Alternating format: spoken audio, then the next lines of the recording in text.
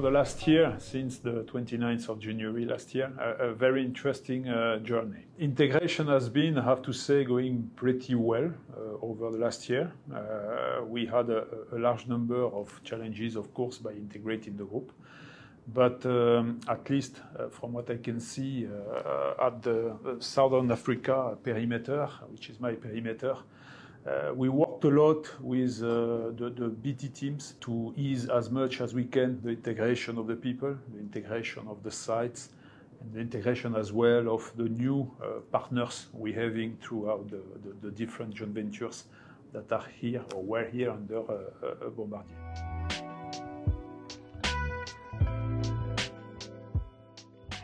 Mainly entities in South Africa. We have a couple of projects that are very active as well in Tanzania. They are mainly around supply and signaling. In South Africa, so now that we have integrated BT activities, so the Alstom Group is a perimeter of around 1,900 people. And the 1,900 people is broken down in basically 5 legal entities. One is the headquarters here. We are about 25 people. And then we have a large entity manufacturing plant in Dunotar, which is Gibela. And Gibela is realizing the project for PRASA of EMUs. So this entity is now close to a bit more than 1,000 people. We have a second entity that supply components for this project. So main components, I would say, traction converters, bogies, auxiliary converters, passenger information system. This entity is Ubunye in Niger. They are now close to 550 people. So these are the two main manufacturing sites. Then we have an entity in Isando, which is manufacturing basically all the power modules for the TRAX project, around 130 people. And then we have our JV for Gautrain, doing the maintenance of the Gautrain, which are around the same 130, 140 people. So we are not very much scattered. We are mainly concentrated in Gauteng, and we have a large panel, I would say, of activities. So since we integrated Bombardier, basically, we had before a presence in the EMU, so trains. Then with the integration of Bombardier, we are much more present in service, like Gautrain, and as well in component and locomotive business on the TRAX project. And we have, by the way, as well, a team of 35 people following up the production of Transnet Engineering in Durban.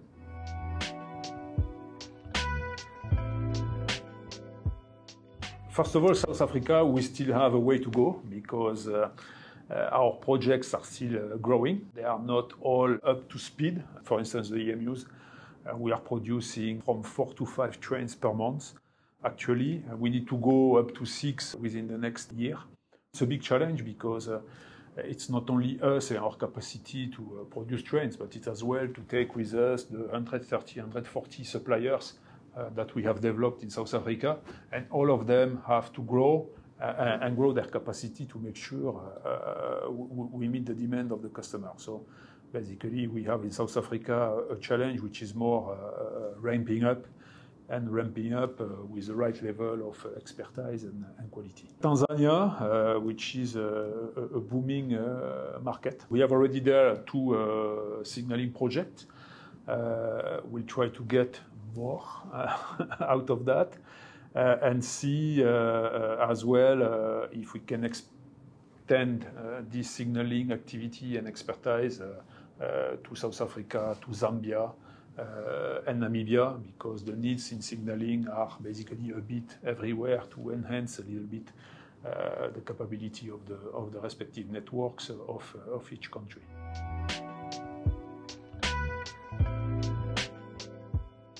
Gibela is a big focus for us because it's high demand, a big development that has been done over years. I mean, we started from a situation in 2013 when this contract was signed where basically the train industry was no longer there. We've come up with a large investment in the new factory, which is more than R1 billion of investment. We've developed, I think, more than 200 employees have been trained and have been traveled to Europe, to Brazil. So we've tried over the last years to enhance the capability of and the knowledge of all these people within the plant. We don't work alone. All suppliers have to come with us. So large efforts have been done in redeveloping a supplier panel that was not existing, and as well to work with all types of communities around local procurement. So it's a big, I would say, cornerstone of revitalizing in some ways the rail industry in the country. So that's for us one focus. Second focus is that we would like to be much more, I would say, represented and proactive in the signaling area, because there are large needs in the Austral Africa. We are very much present in Tanzania, but we would like to expand a little more and do more in South Africa, do more in Namibia, do more in Zambia, where I think it's going to happen probably soon.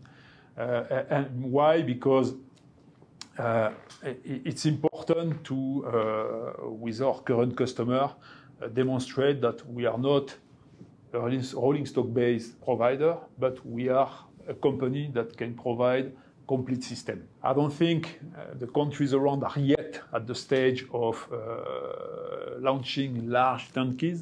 Maybe we can discuss about that a bit later.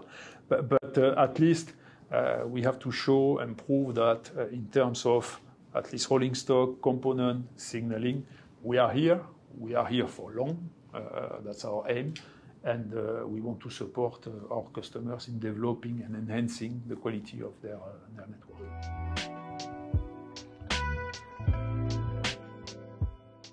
Programs like the one of PRASA for the EMUs are driving a number of things. And I think these things are setting along together quite properly. You have a demand from the customer to enhance the fleet. Okay, fleet is old fleet, has to become new fleet. And at the same time, a new fleet is bringing new technology.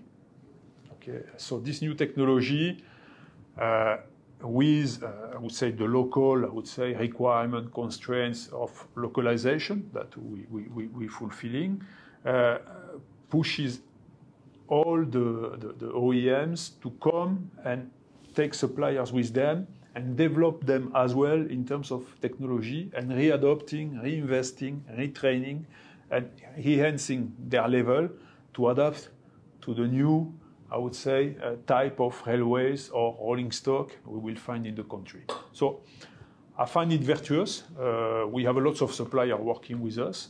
I think, and we have to be honest, the beginning has been very hard because you come from one view of what the capacity has to be, what the skills have to be, what the technology has to be implemented, capital investment, to a completely different paradigm.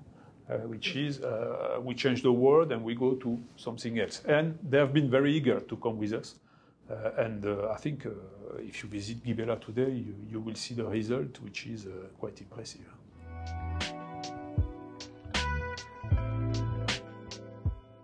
What has not been impacted by COVID? That's the question. Yes, we've been very much impacted by COVID. I mean, we've been impacted in several ways. First one is directly on the plant or in suppliers' premises, where people were not there, were sick or were isolated or were working from home as well. So we had to readapt our ways of working. I have to say and admit that all of our protocols in place worked quite well. Nevertheless, I mean, we've been through these waves, successive waves, and we've been impacted in terms of absenteeism for sure, and like our supplier. The second is that we had lots of breaches in our supply chain, not only from our supplier to here, but as well a large number of commodities that were down at a given time. It was difficult to find steel. Stainless steel was difficult and still difficult to find chips for electrical components. So there has been a large impact mainly on the supply chain, so which has an effect on two things. The first one, the capacity of our supplier and ourselves to deliver, and the second, the cost itself of the product, the end product we are buying to our supplier, because when you have shortage of something, you immediately have an impact on the price. Urban development. We have a portfolio available. So today, EMU, locomotives, components, service. We are very much and very closely, I would say, in touch with lots of cities in the region. So Luanda for metro, Dar es Salaam, Kigali, Johannesburg, Harare, and even in Botswana for service activity. And so what we can see coming up is that the need of urban development is there. The portfolio associated to that can be manifold. You can have a tramway, you can have a metro, we can have a monorail. There are plenty of solutions existing today. And the key driver will be the maturity of each stakeholder to launch this project in terms of feasibility study, but as well in terms of financing to see when it can happen and how it can happen. We are here to support. We have tramways, we have monorail, we have metros, we have turnkey solutions. You've seen lately we opened the Expo Link in Dubai, as well working in Riyadh on 5 metro lines. I mean, we have capabilities that are very outstanding on the market, and we have to put that available in this region as well to try to see how we can help cities to improve the urbanization. The other portfolio is, and we always talk about that, is what is high-speed train going to become? Is it going to be a reality one day? We estimate on our side as well that there are few big cities that could go for high-speed links, be it Johannesburg, Durban, be it Johannesburg, Polokwane, Musina. I mean, there are lots of traffic. Unfortunately, yet not all the passenger studies are done, at least up to my knowledge. But yeah, there are opportunities of seeing, I hope, in the future, this project developing, which are a very good step ahead. It's not only about railways, but it's as well about everything that comes around the railway. So urban development, commuting faster, anything that goes with people being able to move in a country in a much faster and safer way.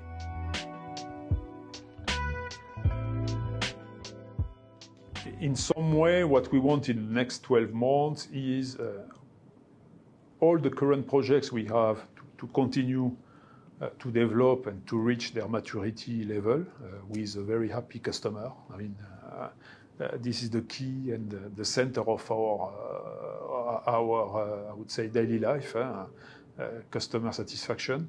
The railway industry has to support that. I mean, in the sense that there must be a pull. The pull is the need. The pull is end user taking trains every morning. The pull is as well the customer, our direct customer, be it Transnet or Prasa, to use that product and be happy with them. And our efforts over the next 12 months are mainly focused on this delivery plan, saying, guys, we promised, we do, and we do it at the expected quality level. Be it material or be it service, I mean, it's the same. For that, again, I come back to what I said. I mean, we need to have a railway industry that supports fully this scheme.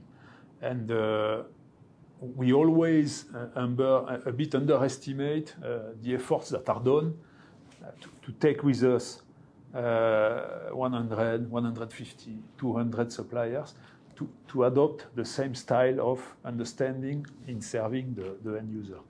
and the customer. So that's our main effort basically for the year to come. That's for the delivery. For the growth side, it's more about working very closely to different, as I said, municipalities, state railways, and to try to understand as well how we can support in further development of projects. And we do already a lot on that. We know that there are lots of ambitions, plans. The question is always how to help to get this project materialized. So, this is what we are going to try to focus as well in terms of business development. Because we know some orders are mature, we know some are at the very kindergarten stage, and we need to work in all the scale of maturity of development.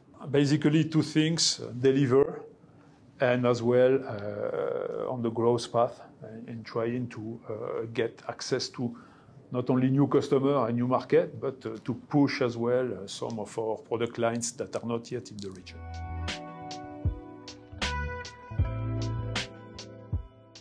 We are a railway specialist in general. We've got, currently we are executing the Transnet locomotive contract. We are looking at freight, yes, in terms of providing, I would say, freight solution like locomotives. We are looking at freight in regard to providing service to our customer, be it our own fleet or be it other fleets. We are not looking at freight in being operator or going behind our OEM stand. That's not our job. As simple as that. We remain in the perimeter of what we have in the group and the solution we can provide that are proven solution, very effective. And this is what we want to. This is the value we want to bring to our customer. There are more and more, I would say, customers demanding for alternative technologies, and which are all in the frame of decarbonization.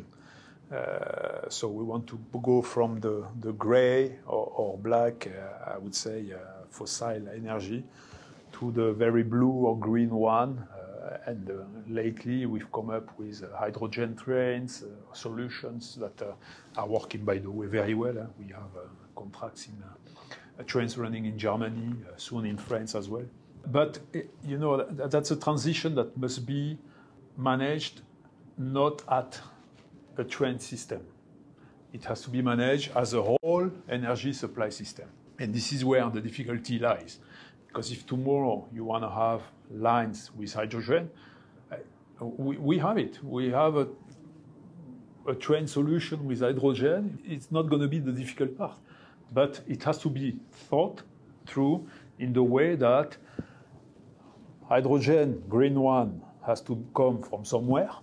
So there must be a production, be it South Africa. Namibia is launching as well huge fields in hydrogen production. Then you have the hydrogen. You need to dispatch your fuel cells somewhere, and basically, if you talk about trains, you must have access basically in depot, and you must have the trains that are using these fuel cells that will be probably redesigned to be hydrogen solution. So it's something that is not only, in my view at least, at only the sole train operator decision. It's a national, I would say, step, and this national or multinational, because it can be regional as well, has to be well coordinated. And I think lots of efforts must be done to develop new energy source.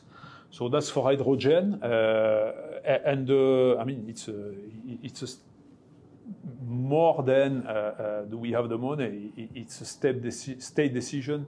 As you want to go into infrastructure development, you can go into diversity of power solutions. So, but more than hydrogen, you have much simpler solutions as well. which can be batteries, can be power feeding from the ground. So there are a number of solutions that can be put in place, but these ones are still related into electricity supply. To end up on this hydrogen, we have a lot of demand to understand what these technologies are about. And I think it's very good as well to bring this up to our different customers. What is really available on the market and how it works? What is the return of experience of the countries that have already launched the process? Because it's important to know and understand which challenges they have faced, and then how it could be materialized.